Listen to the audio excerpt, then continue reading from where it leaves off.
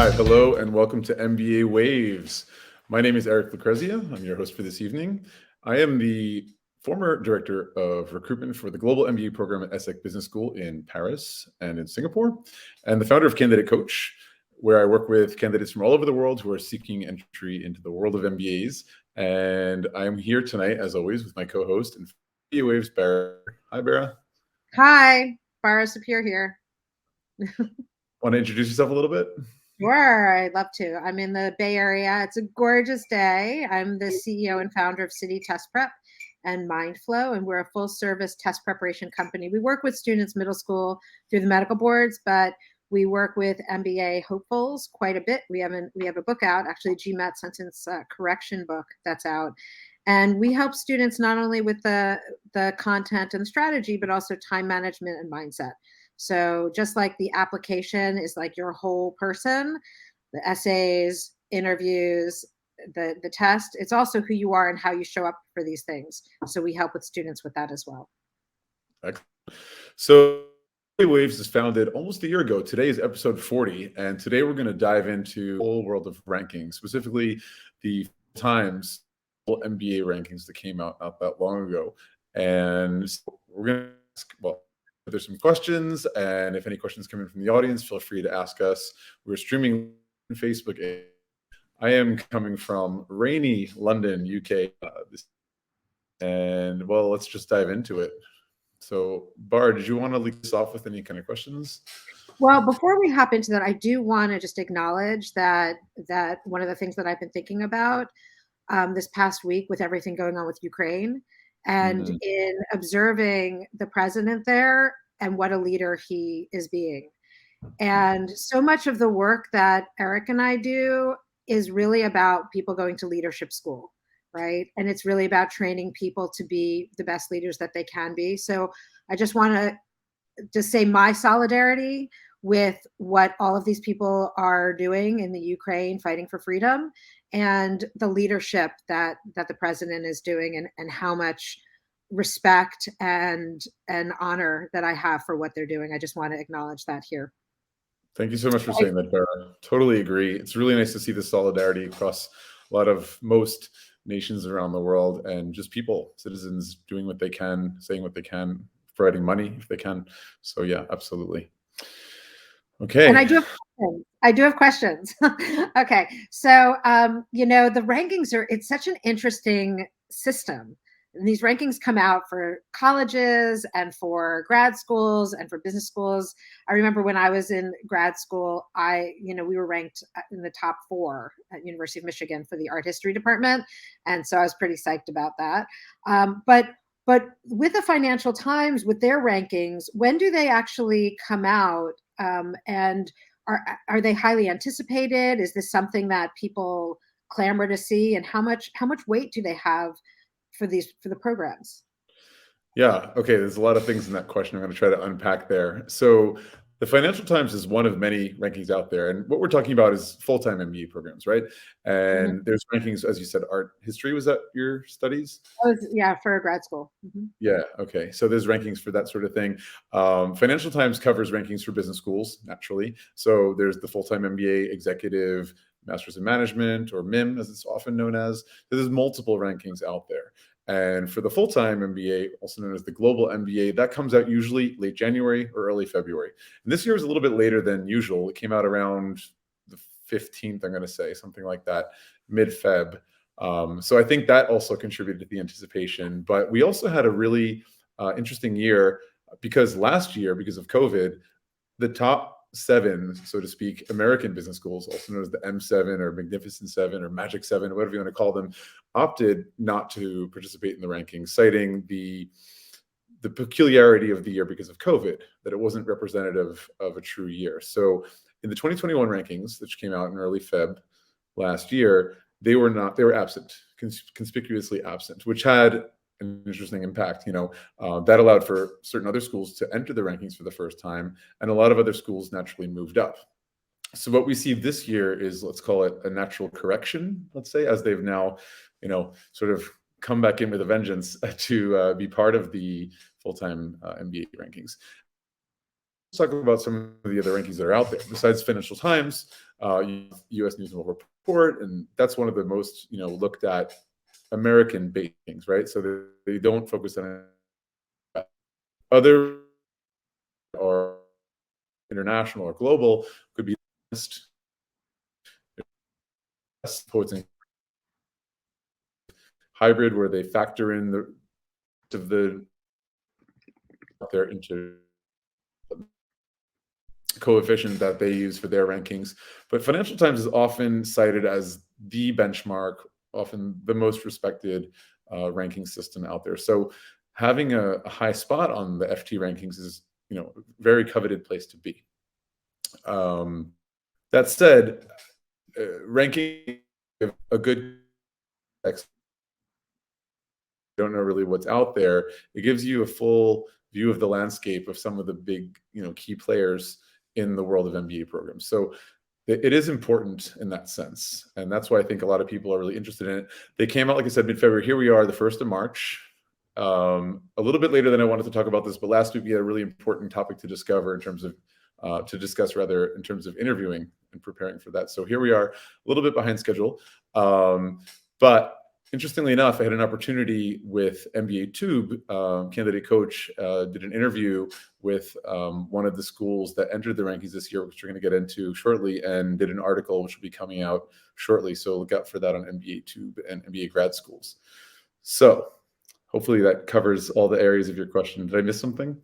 Yeah, no, it is really interesting. And how in your experience does, when you look at the different rankings, like the U.S. News and World Report and the Financial Times, like how in simpatico are they? Like, do you find that like, I was about to say the G7, but it's the Magic Seven, the M7. How are they? Do they? Is it a toss up? And usually, like, what winds up being distinguishing between these different ranking systems? Yeah, it's a really good question and a really important question, especially if you're looking at MBA programs, like to understand what those rankings mean, right? So it's all about the methodology. And the methodologies for each rankings company are relatively public. Like you can mostly access what their methodology, sort of like say their algorithm is, so to speak, to be more modern about it. That will vary quite a bit from ranking to ranking, right?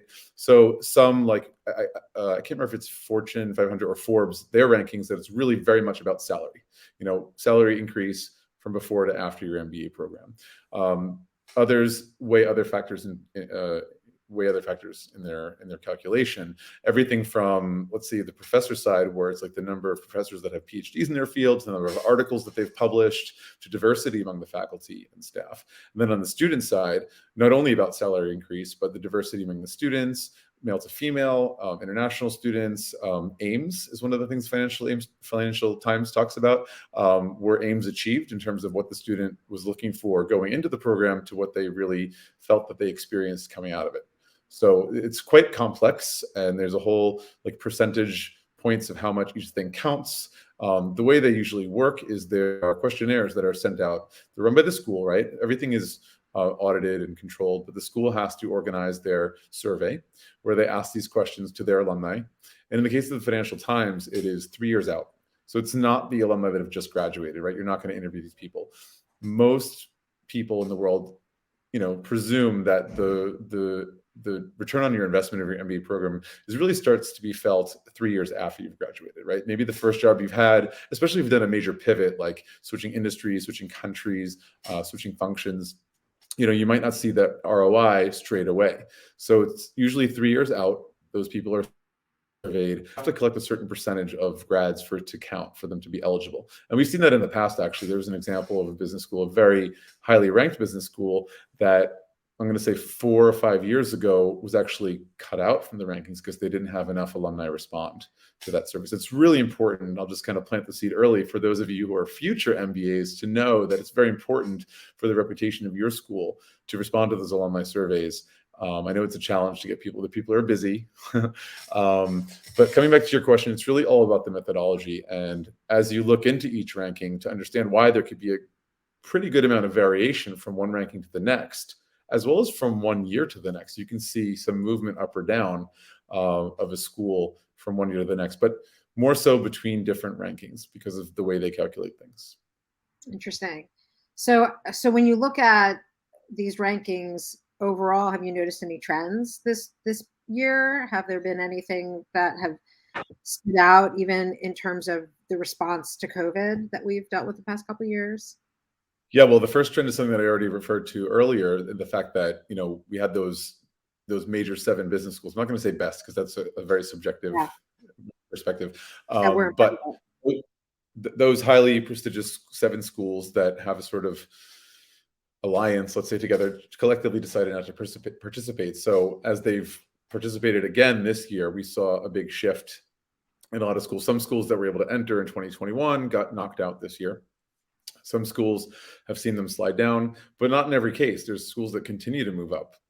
For example, ESSEC Business School, they entered the rankings something like 2018, if I'm not mistaken. Because, for business school, by the way, to be eligible, they have to exist for at least 3 years, since, as I mentioned, that they calculate or they survey alumni 3 years out, right? So you can't survey a school if it's just existed for 1 year. They also have to have a minimum of 30 participants or students in the program for several years in a row to be even eligible to participate in the rankings. So there's a whole bunch of criteria that has to happen. So ESSEC was eligible for the rankings for the first time in 2018. At the time, it was still a relatively young program, and they entered around 94, 95. And each year they've been moving up. They were in the 80s and 70s. I think they're in like the low 70s now, if I'm not mistaken. I don't have that number in mind. You can pull that up, actually. Now, in terms of like regionality, that's something I was looking at, comparing over the last 3 years, where was there a change in where business schools are located? Because you see a lot of interest in Asia these days. That's one of the things, applications increasing more and more from some of the Asian business schools. And I've noticed more schools from India, more schools from China. So in my mind, I was like, okay, there must be more business schools from the Asian continent, or that region of the world, Asia Pacific, than in the past. I But think I actually, saw it's not one. the I case. think I saw one in the top 10. Didn't I? Did I Sorry? see one of the top 10? I think I saw one in Asia in the top 10 or the top 15. There was I don't know if it was in Hong Kong or China, but I thought when I looked Well, over the list that it's a little bit more complicated than that, right? So you have INSEAD, for example, which was number 1 last year, right? Now, mind you, it was number 1 in a year where we didn't have those 7 business schools, but it didn't deserve it, because years ago, I'm talking like, or as well as 5 years ago, I believe, 2 years in a row, INSEAD was number 1 with those 7 business schools from the States. So there's no reason why they didn't deserve it last year. But INSEAD has 3 main campuses so near Paris, it's called Fontainebleau, the second in Singapore, and they have another campus in Abu Dhabi. So INSEAD representing Asia with Singapore in the number 3 position, they're definitely in the top 10. But beyond that, I think the next one is CEIBS, the Chinese European International Business School in China. They're in position number 16 this year.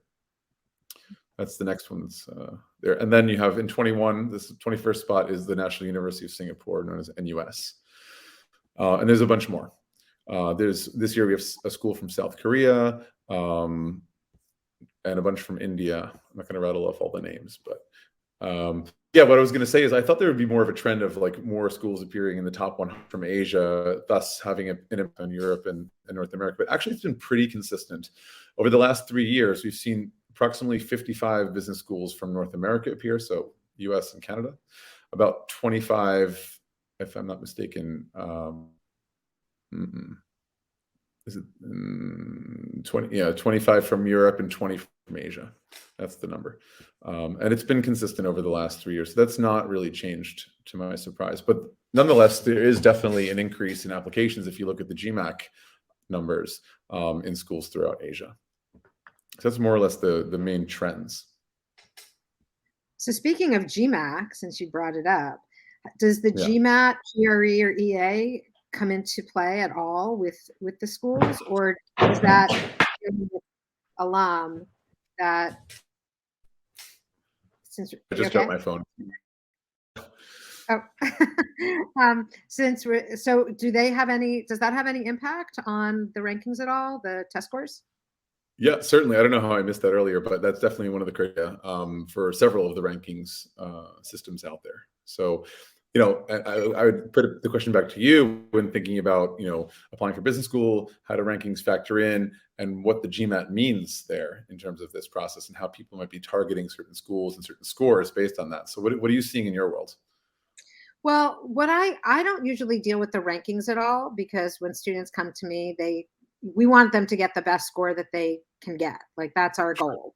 And then they usually figure out which schools they're applying to, and often they're working with an admissions consultant, or they look at these rankings and they look at what the schools are known for. But one thing that I don't know how it's a little related to this, which is that some employers want to know people's scores after they graduate, right? So Absolutely. it's also important to think about the continuum of that test score. And it sounds like it's also important for the schools and for the student in understanding that range of scores that the school is going to look for, because the school is whoever they bring in to make up the class. It's also whoever they're ushering through their program and who's leaving, what they're doing and how they're showing up in the world, right? So, but we don't specifically deal with rankings so much. Right. We know we know the top schools that students are applying to. Not that all of our students are applying to top schools, because there's other factors, right? Some people just want to go get a business degree someplace local, right? Mhm. And they want the best local school. I'm living in San Francisco, so like I've got Berkeley right here, and then there's Stanford, right? And those are pretty high up there in the in the Abs- um in the listings. So that's what I would probably say about my relationship to listings. I don't usually pay too much attention, which is why I'm glad I can ask you these questions and learn. But do you find that people who are coming to you, because so your model, like the way you approach test prep, is very much about managing stress and anxiety and so on. So like when people are targeting a certain score, I can imagine that drives a certain amount of anxiety. And maybe there's something you want to comment on that about advice or yeah. Yeah, I believe what it really comes down to is you're not really trying to get the score can come. Like, all these tests are really coachable. It's really about being at peace with yourself to perform your best. It's really Mm, about being at peace with knowing that you've done everything that you can do and that you're going to show up that day, and it's not going to be different than any other diagnostic and any other situation. You're not all of a sudden going to take a nosedive, and you're not all of a sudden going to just knock it out of the park way further than you've already knocked it out of the park. So right. it's really a sense of being at peace with yourself and hoping that everything moves in your favor so that there's no surprises, and giving students the tools to feel that they really are they've done everything that they could do, so they can relax in that space. Absolutely. No, it's interesting the approach you mentioned, like kind of you said, right? You're really about coaching people to get the best possible, and from that point, seeing what schools that they can apply to.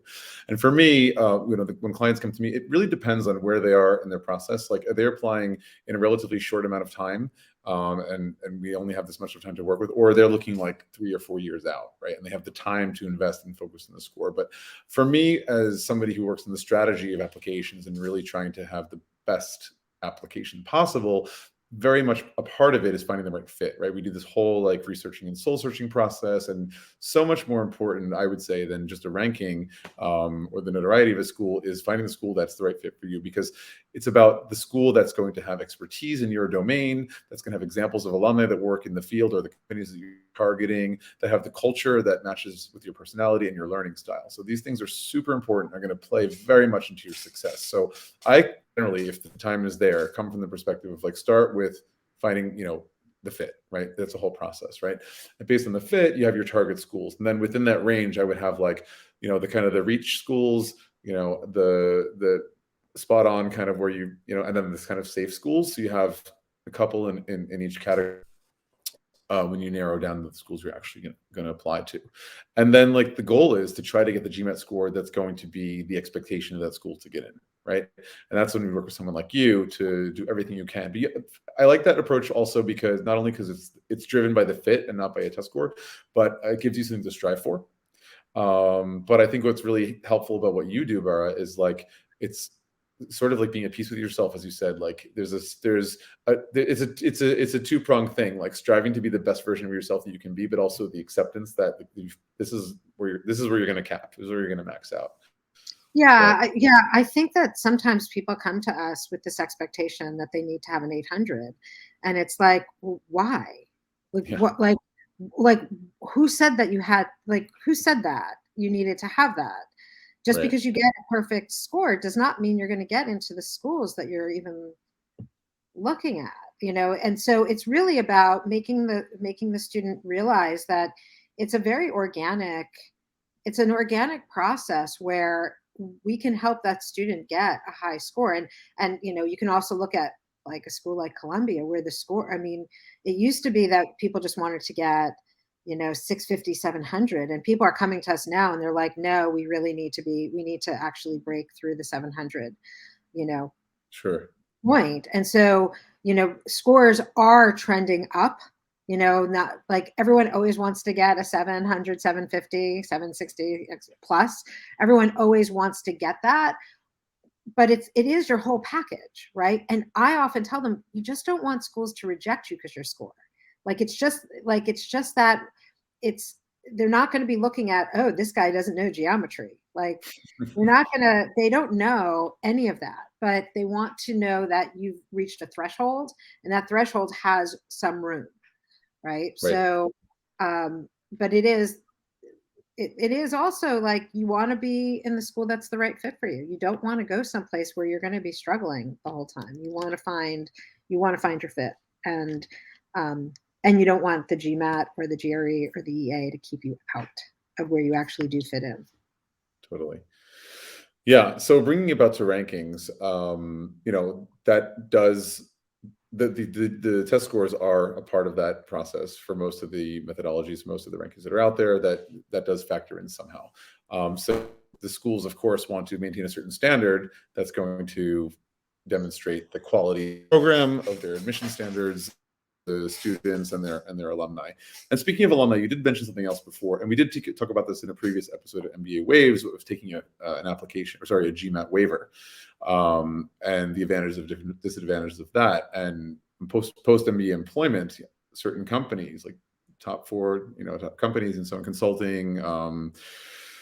You may, like the McKinseys, the Bains, the BCGs, they are looking at GMAT scores, so that is important. But I don't want to talk about too much about the GMAT itself. Today's about rankings.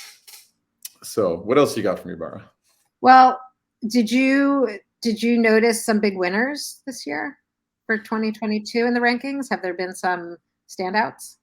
Yeah, well, so first of all, who's in the top of the list? We have to recognize the great work that Wharton has done, right? So they're number one this year. Congratulations. It's not their first time, so they're kind of like, I guess, reclaiming old territory, regaining old territory. So hats off to Wharton Business School. But so there's some new entrants that I think are definitely worth recognizing this year. We have two in Asia that really stood out to me. So one is Tongji, and the other is Peking Business School in Guanghua. I'm going to mess up the pronunciation, Guanghua, which I believe, yeah, it's somewhere in or near Beijing or Peking, depending how you want to say it. But they are, two shining stars that have entered the rankings this year pretty highly as well, like in the mid 50s and 60s. Which is a great entry point. Like I mentioned earlier on in the program, when ESSEC entered the MBAs, it was like in the 90s, and that's like pretty common to enter kind of low and you work your way up, and they've slow and steady been climbing. And I think it's a very healthy approach. It's very rare for a school to just punch in right, midway or like in the top 20. But they've done that. And the other one that I wanted to really point out is ESCP, or as they say in French, ESCP. So ESCP is, I think their story is that they are the first business school that is a dedicated business school since it's opened. So it's like, I don't know, like 200 years old or something like that. Started in Paris, France, but they have campuses in London, in Turin, so Italy, if you're not familiar, in Madrid, Berlin, and Poland, in Warsaw. And I feel like I'm missing one, but I know their full-time MBA program. It's their whole thing is it's a very European school, right? As you can see there, it's like a pan-European business school and the MBA can be done. I think between the first and second term, you can pivot campuses. So it's like either between Paris, London, and Madrid, and then the second term, I think it's Paris, Berlin, and Turin, or something along those lines. So not only did they enter the FT rankings for the first time, which is a huge deal, but they entered at a very good position. I'm not gonna remember. I'm gonna look it up right now. I want to say it's 54. Nope, that's wrong. I'm looking at it right now. 64. Sorry. So no, that's ESSEC. Where is ESCP? 52. There it is.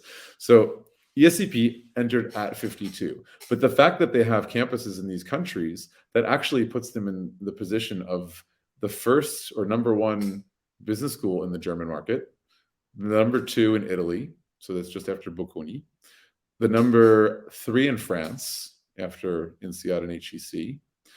In Spain, I think they're in the fourth position, and sixth in the UK.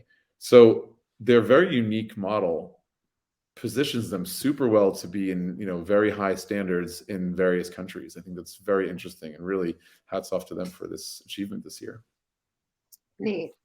So how does this figure in for the applicant, right? How do these rankings, what does it mean for them?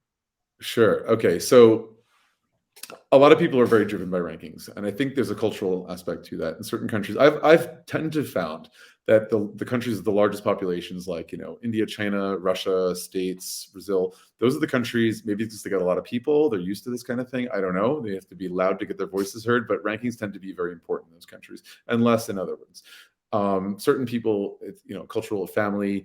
There's a certain pressure. Could be about your company. Especially if there's some kind of like deal where you have like either sponsorship or whatever, they expect a certain ranking of the school that you choose, whatever the case. I think rankings, as I said earlier on in this talk, give you a good perspective of what's out there. They show you the landscape of some of the top players in the MBA world. But the deeper you go in your research, and it's very important that you research thoroughly all the programs that you're considering, right? Obviously the website and brochures, but talking to people. People are so much of a part of it, like asking questions to recruiters, but to current students, to alumni. If you have a chance to talk to professors, open houses, whether online or in person, all of these things are going to really deepen and enrich the research you have done. And you'll see the deeper you get into that research and start finding schools that are really the right fit for you, as I spoke about, learning style, personality, culture, class size, diversity, all of these things, you'll start to find the rankings don't matter so much anymore. So a lot of people start off with, oh yeah, I want top 20 only. It's like, okay, that's great. And yes, it's prestigious to be in the top 20. These schools are probably more famous, and there's something to that. But those schools in the top 20 might not necessarily match up with what you're looking for, what's really important to you. Especially if you're targeting some of the niche industries, something, maybe you want to work in sports business or in luxury brands or something like that. And you may not find a school that has that specific niche in the top 20, for example. So again, the message is about like, the rankings are important. They're very helpful in the beginning, but they become less and less important the deeper you go in your research. And that's why in the end, there's a program out there for everyone. Absolutely. Well, this is super interesting because I haven't delved in much with rankings except with my own process of applying to graduate school. And even then it was more, I was already at Michigan and loved the culture, and I loved how they approached me to be part of a different program. So that was one of the reasons why I got my first master's there. But it is super important, especially who you're going to meet and who you're going to be with and what the culture's like. And so it is interesting how it is a formulaic number, right? That is ranked, and that it's dynamic because it could change every year.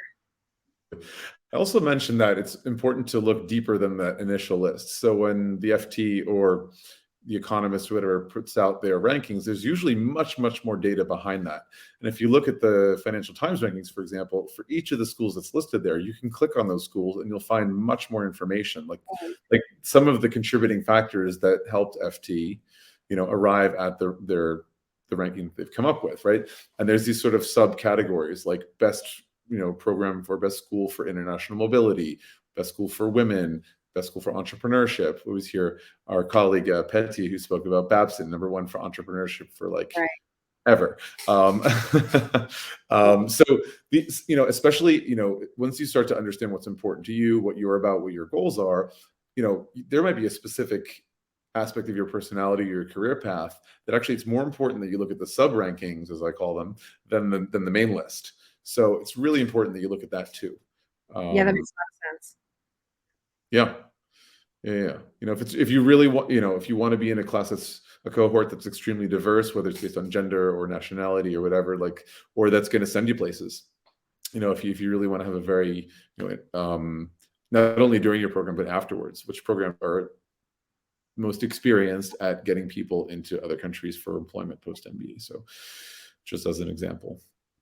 But yeah, really interesting. Thank you for all this, Bara. Thank you. This is great. That's going to wrap up our episode tonight. I don't see any questions coming in, but don't forget you can watch this on your own time on our website, mbawaves.com. Just click on the past episodes tab. Next week, we are getting to episode 41, which is all about the GMAT. This is Bara's world. Topic is here's how to take the GMAT stress-free. Category is here's how to take the GMAT stress-free. So can't wait to get into that with you. And I think we have some coaches joining us next week, or I'm going to poke around and see who I can invite. all right, hope so. All right, Yeah. cool. Cool. All right. See, I have some comments coming in now. I don't know if you can see these, Bara. Let me see if I can. Yeah. Oh, cool. Great. So Nitin wants to know about UK schools. Okay. And Where I am Charles, literally right now. I just had coffee with the director of admissions at Imperial, got to see the campus there. It's beautiful, like right in central London, in South Kensington. They're, of course, ranked. I mean, London Business School usually is up there. I'm trying to find where they are this year. LBS. Oh, yeah. LBS is number 8 this year. So again, if you click on the individual schools, you can see more detail, which ranking data. All right. So last year, LBS was number 2. And the year before that, number 7. So this is like a prime example of how the anomaly of 2021, with the absence of those 7 American schools, shifted things, right? They were in the number 2 position, and they're back to still top 10, which is hell of an achievement. You can see a lot more detail if you look at the career progression. For example, Ames achieved. I spoke about Ames earlier on in this talk, where, alumni are surveyed. Did they feel that their goals, their aims were achieved during and after the programs? Think of a percentage score of 91. That's super high. Those who were employed within 3 months' time, 92%. Salary percentage increase, 99. Salary today, 174,500. Not bad. So that's all LBS. And you can see all that detail in there. I'm trying to back it up to the main list. Bara, feel free to jump in anytime if there's anything you see that stands out. Of course, they're up at 22 this year. No, I don't specifically. I'm salivating because you're doing so much travel in Europe. I'm just, I can't wait to start traveling again. But Nitin, also, if there's a specific question about what kind of take you're looking for, to certainly to reach out to Eric after this. If there's a specific thing you'd like to know that you're not even seeing directly in the subcategories that he was talking about. Yeah, absolutely. I got to figure out, there's probably a way to share screen on here. We can start doing that. But yes, both of our contact information is on the mbawaves.com website if you have any deeper questions you want to ask. But here we are. It's past the half hour. It's 6:34 here in London time, and it's time to have dinner. So we're going to end it there. I'm sure Bara has some meetings today on this sunny Tuesday in California. Yeah. And that's it for today. So thank you everyone who joined and listened, and thank you for your questions, everyone. And yeah, everyone, stay safe.